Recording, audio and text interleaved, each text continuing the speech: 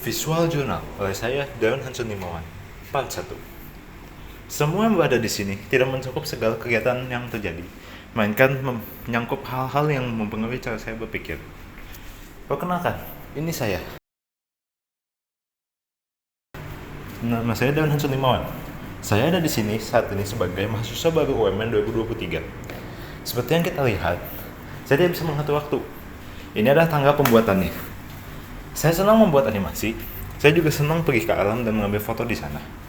Kata orang-orang, saya antisosial. Namun, saat ini saya merupakan anak rantau dari Bandung. Dan saya sekarang berdomisili di dormitory UMN. Di sini, saya mengambil jurusan film. Dan di dalamnya ada kelas kreatif Fortress. Pada minggu pertama, terjadi diskusi tentang apa itu kreatif. Dan apakah semua orang memiliki kreativitas. Dan disimpulkan bahwa semua orang memiliki kreativitas sejak dini. Namun, kembali bagaimana cara orang itu mau bersikap dan melatih hal tersebut. Pada minggu pertama ini, saya bersama beberapa teman saya dan kakak tingkat dari prodi film menonton karya mahasiswa angkatan 2022 dalam foundation year, yaitu karya Mograph dan Creative Production. Memasuki week 2. Pada week 2 ini, diskusi yang terjadi adalah mengenai tahap-tahap kreatif. Tahap tersebut adalah 5, yaitu associating atau menghubungkan, questioning atau mencari sebab akibat, observing atau memperhatikan sekitar, networking atau menghubungkan, dan experimenting atau mencoba hal-hal baru. Hal ini disambung dengan 5 stage of creative process, yaitu preparation, incubation, illumination, evaluation, dan implementation, yaitu kelima tahap untuk membuat suatu ide jadi bahan. Bahan untuk kreativitas pun dapat kita temukan dimanapun. Karena itu kita harus bisa menemukannya dari semua hal yang terjadi di hidup kita. Kemudian, pada kelas, kami dipasang-pasangkan untuk melakukan perkenalan. Saya dipasangkan dengan Patricia, teman sekelas saya. Dan di situ kami disuruh mencari data sebanyak mungkin dari percakapan sederhana. Kita dilatih untuk mencari ide-ide tersebut. Dan terakhir, kami mendapat tugas untuk mengumpulkan berita yang untuk dicatat hal pentingnya. Di sini berita pertama yang saya pakai adalah berita tentang event D23 atau Disney Expo, tentang tempat dan waktu dilaksanakannya. Yang kedua, adanya kolaborasi dari Pokemon dan Hatsune Miku, serta Pokemon dengan Van Gogh Museum. Selanjutnya, ada berita tentang casting yang dilakukan dari live action One Piece. Lalu ada berita tentang Loki Season 2, tentang musuh barunya yang dikatakan sebagai Kang Baru. Selanjutnya, berganti topik, saya mengambil berita tentang Taylor Swift yang membawa 9 penghargaan pulang dari acara MTV Video Awards atas karyanya. Selanjutnya, ada John Mayer yang membuat konser charity untuk disumbangkan kepada para veteran perang. Selanjutnya, ada juga ACDC yang mengatakan bahwa mereka akan kembali melakukan tour setelah menghilang lama. Dan yang terakhir ada Michael Bublé yang mengenakan seragam Asda untuk membuka konser Natal.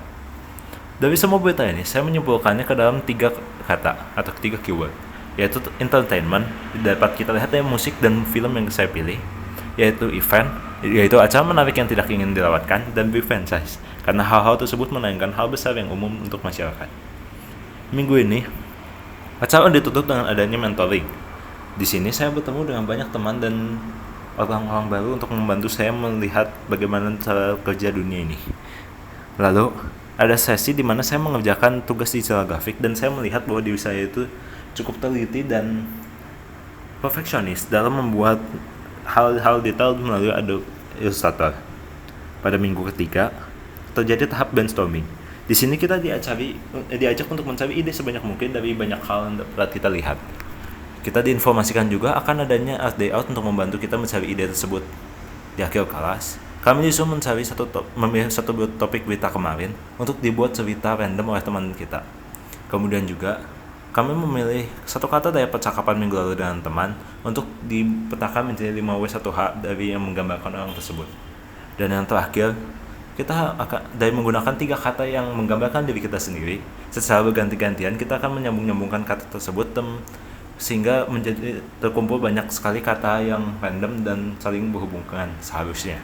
Dan kami ditugaskan untuk mengumpulkan kata tersebut dihubungkan sebanyak-banyak mungkin. Setelah itu, kami memutuskan untuk pergi ke acaranya G-Fest di Blok M untuk mengerjakan tugas fotografi dan art layout.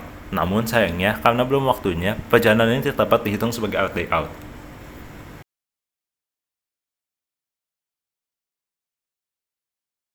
Selain hal itu, ada juga event Apollyon yang memberikan catatan kepada personality saya, yaitu Soulless Lazy. Selain hal itu, pada minggu tersebut juga kami mencoba foto-foto untuk tugas fotografi di Lens-Based Media. Salah satunya adalah foto ini, foto yang diambil oleh teman saya, Paves. Selain dari itu, saya juga beberapa hari ini membawa kamera saya ke kampus, dan saya mendapatkan beberapa foto candid seperti satpam, teman sekelas, dan lainnya. Memasuki minggu keempat. Pada minggu keempat ini, dibuat diskusi membahas perbedaan ide dan konsep, dan mengarahkan kami untuk membuat ide tersebut menjadi konsep.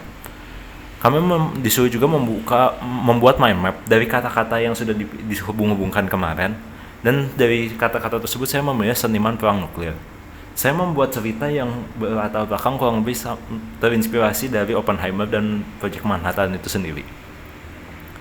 Di minggu ini juga saya mencoba menggambar sesuai dengan tugas basic drawing, namun saya tetap menggunakan media 3D untuk membantu saya dalam membuat bayangan yang baik. Lalu saya juga mengikuti trial atau state UKM Ultima Toys yang melakukan fotografi mainan.